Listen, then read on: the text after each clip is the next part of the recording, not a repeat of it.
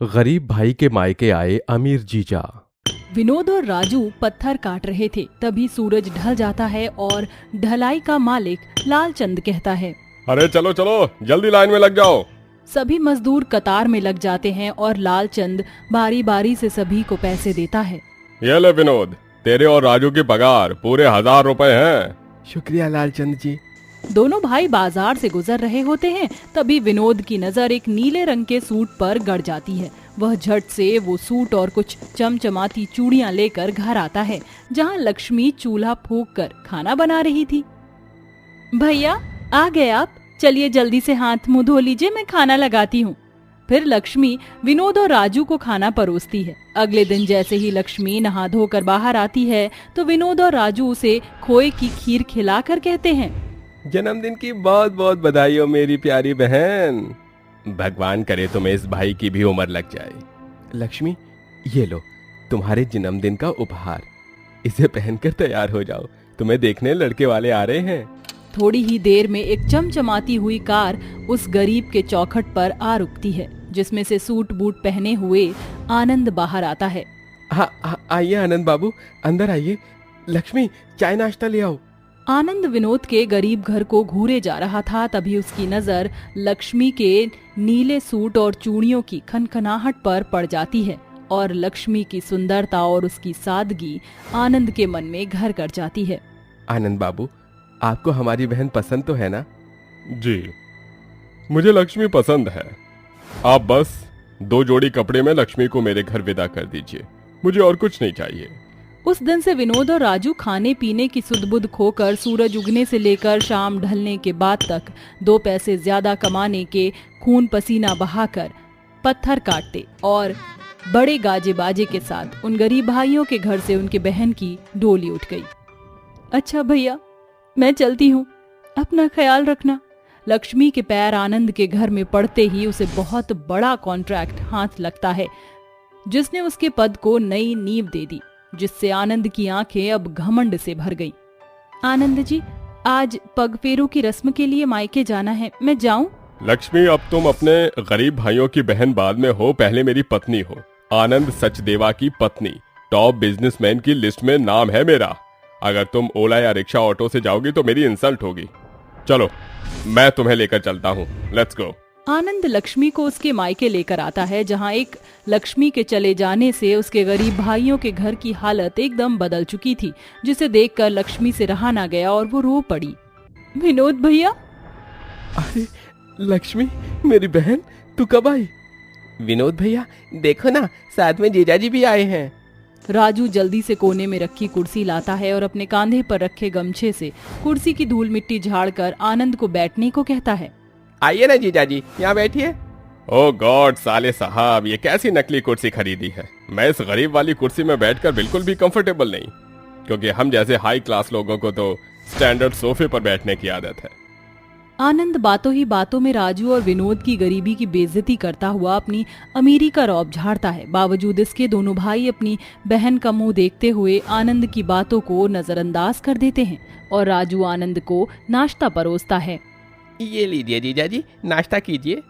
ये क्या साले साहब, पहली बार ससुराल आई जीजा के लिए इतना सस्ता सा नाश्ता। ये भिखमंगे वाली भजिया, ये कुत्तों वाला बिस्किट, आपके इस खातिरदारी ने तो मेरा मन खट्टा कर दिया भाई। ऐसा कहकर आनंद नाश्ते से भरी हुई थाली गुस्से में उठाकर राजू के मुंह पर फेंक देता है, जिस पर लक्ष्मी की आंखों में आंसू भर आते हैं और वो कहती है, आनंद जी, आप मेरे गरीब भाइयों की इस तरह से बेइज्जती कैसे कर सकते हैं?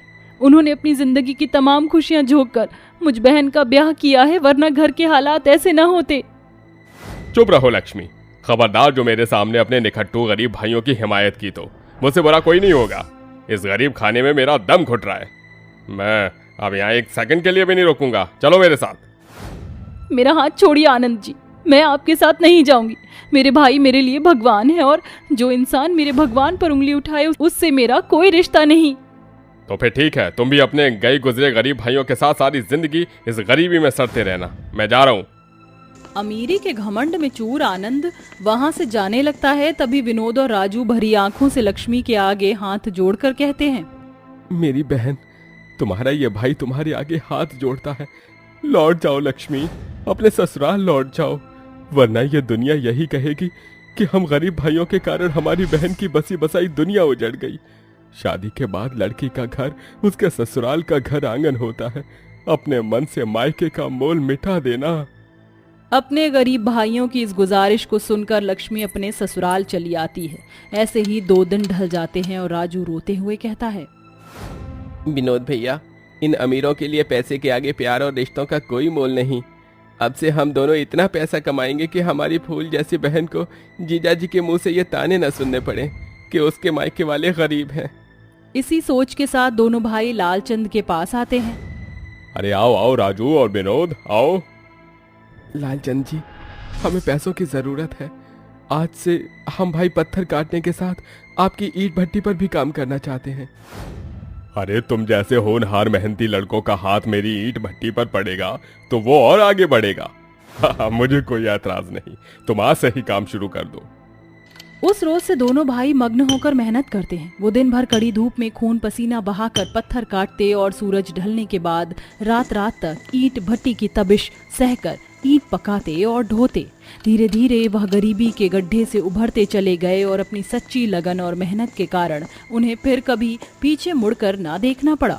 दिन रात मेहनत में थक कर चूर होने के बाद वह व्यापार की सूझबूझ इकट्ठी करने लगते हैं। वहीं आनंद के ढीलपन के कारण उसका बिजनेस, घर बार सब कुछ दांव पर लग गया। नौबत यहाँ आ पहुंची कि उसे अपने बिजनेस के शेयर्स बेचने पड़े।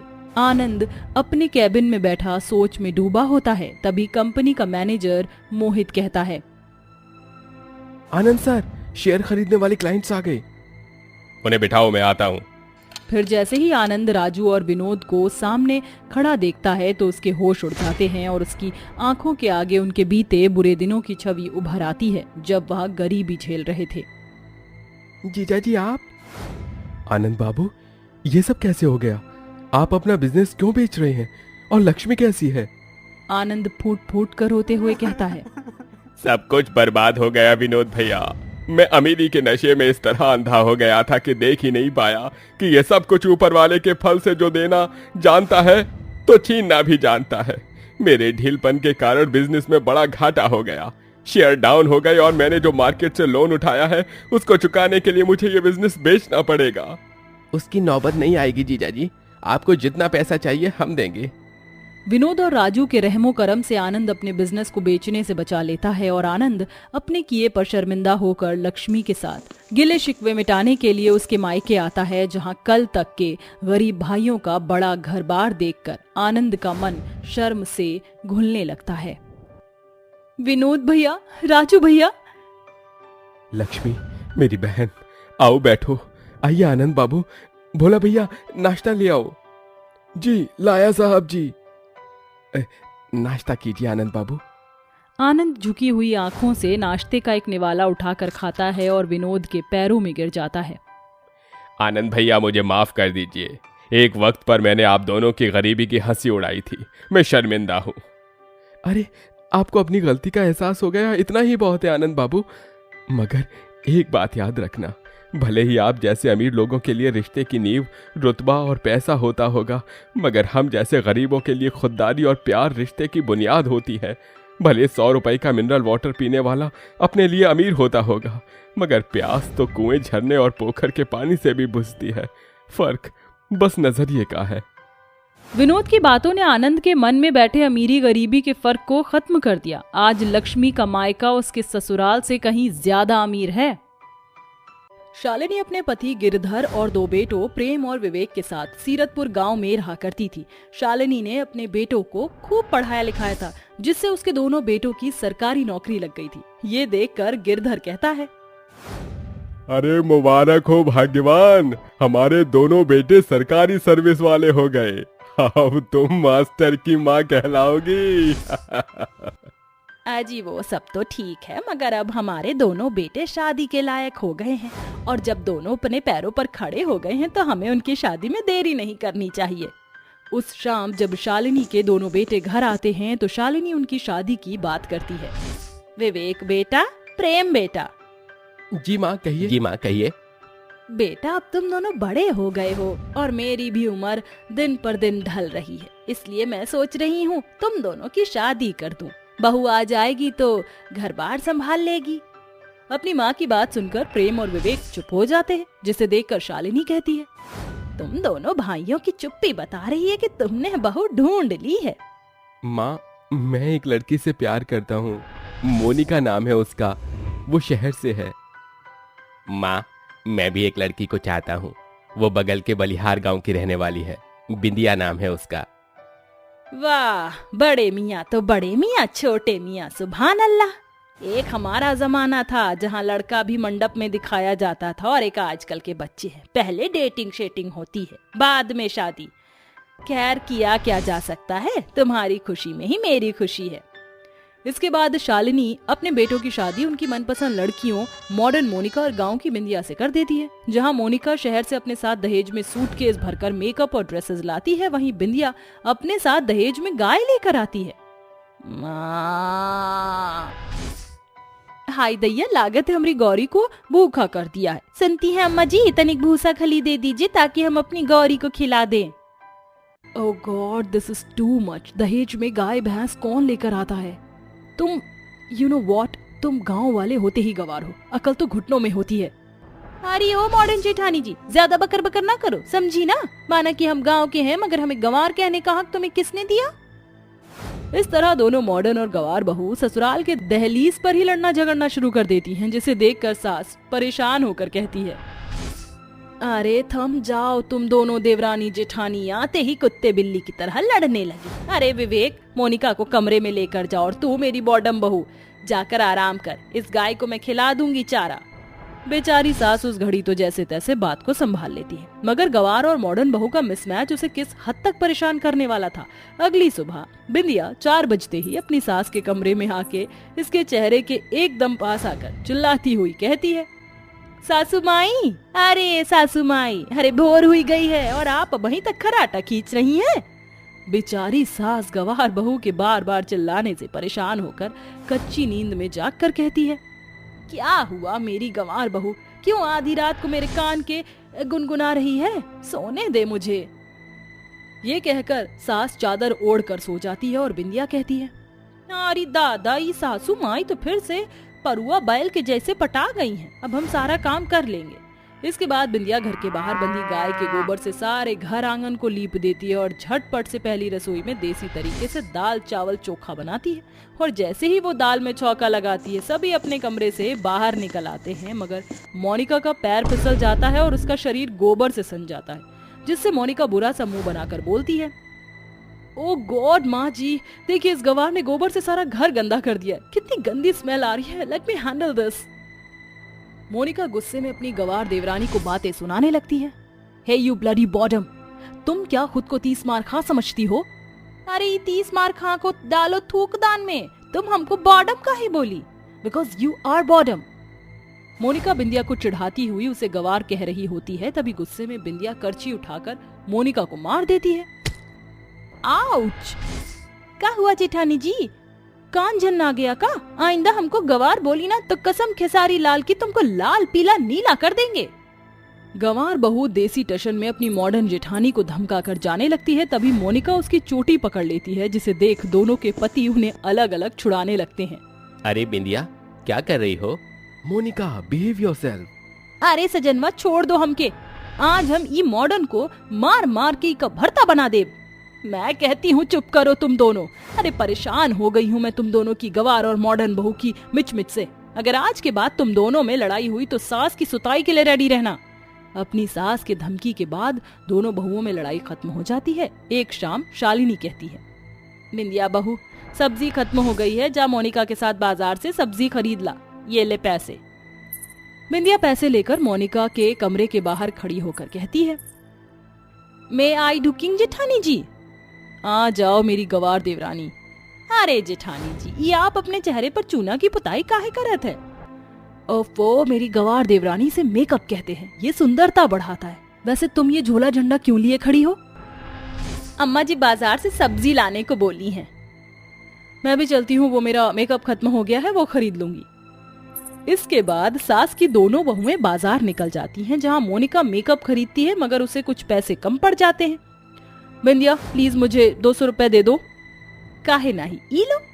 मॉडर्न मोनिका अपनी देवरानी के गवार होने का फायदा उठाकर सब्जी के पैसे मेकअप खरीदने में खर्च करके उसे कम पैसे देकर सड़ी गली सब्जी खरीदकर घर ले आती है, जहां सास अपनी गवार बहू की इस हरकत से परेशान होके पिनकते हुए बोलती है, अरे मेरी गवार बहू ये कैसी सड़ी गली सब्जी लेकर आई है।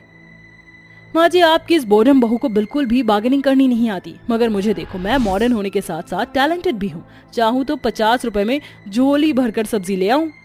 अरे तो हम भी चाहें तो तुम्हारे जैसा लीपा पोती करके ये छोटे कपड़े पहन सकते हैं, तब हमारे सामने तुम भी फेल हो जाओगी। अरे बस करो, अब तुम दोनों जंग मत करो, जाओ अपने कमरे में। अपनी दोनों बहुओं को कमरे में भेजकर शालिनी सोचते हुए कहती है, इन दोनों गवार और मॉडर्न बहू के बीच आखिर मैं बेचारी सास कब तक पिसती रहूंगी। अब मुझे कुछ तो चक्कर चलाना होगा। अगली सुबह शालिनी अपनी बहू को बुला के बोलती है, बिंदिया बहू, इसमें तेरे लिए एक ड्रेस और मेकअप है। अगले 1 दिन तक तुझे मोनिका बहू के भेष में रहना होगा और मोनिका बहू तू अगले 1 दिन तक बिंदिया बहू की जिम्मेदारी उठाएगी। जो जीतेगा मैं उसे अपना ये सोने का हार दूंगी। सास के दिए लालच में आकर दोनों बहू हाँ कर देती हैं, जिसके बाद बिंदिया मोनिका का बैकलेस गाउन पहनकर शीशे के सामने मेकअप करती है, मगर कई घंटों बाद भी वो मॉडर्न बहू के जैसे लुक नहीं ले पाती। अरे दादा, हम तो भूतनी लागत हैं, थोड़ा थोड़ा करके हम सारा मेकअप पोत लिए, फिर भी जेठानी जी जैसे नहीं बन पाए। जहां एक तरफ गवार बहू परेशान थी, वहीं मॉडर्न बहू का भी हाल बेहाल हो चुका था। वो गॉड, घर की सफाई में ही हालत पतली हो गई, मगर ये सब्जियां खरीदने में बार्गेनिंग करना बड़ा मुश्किल है। धनी जवनी के पीछे सर खपाना पड़ता है। पता नहीं मेरी गवार देवरानी ये सब कैसे एडजस्ट करती है। दोनों बहू शर्त हार मानकर सास के पास आती हैं और कहती हैं, माँ जी, हमसे नहीं हो पाएगा। मगर कल तो तुम दोनों ने अकड़ के साथ कहा था कि तुम सब कर सकती हो। क्यों मोनिका बहू, तुमने तो कहा था कि 50 रुपए में झोला भर कर सब्जी ले आओगी, मगर ये क्या, 50 रुपए में पाव भर सब्जी। और बिंदिया बहू, तू तो मेकअप करके मल्लिका लगने वाली थी, फिर क्यों फेल हो गई? तुम दोनों बहुएं चिरांद हो, इसलिए मैंने तुम्हें एक दूसरे की कदर कराने के लिए ये किया। थैंक यू सासू माँ, मुझे मेरी गलती रियलाइज कराने के लिए। आई एम सॉरी बिंदिया, मैंने तुम्हें गवार कहा, मगर तुम जितना काम करती हो मुझसे नहीं हो सका। हमको भी माफ कर देना जेठानी जी, हम भी बोल दिए कि आपसे सुंदर मैक्स करेंगे, मगर ये लीपा पोती बहुत मुश्किल है। सासू माई, हम आपको भी बहुत परेशान किए, ई खातिर I am very very sorry. गवार बहू की टूटी फूटी इंग्लिश सुनकर सास का गुस्सा ठंडा हो जाता है और वो हंस पड़ती है। उस दिन के बाद गवार और मॉडर्न बहू बिना किसी खिटपिट के एक साथ घुल मिलकर खुशी खुशी रहने लगती हैं।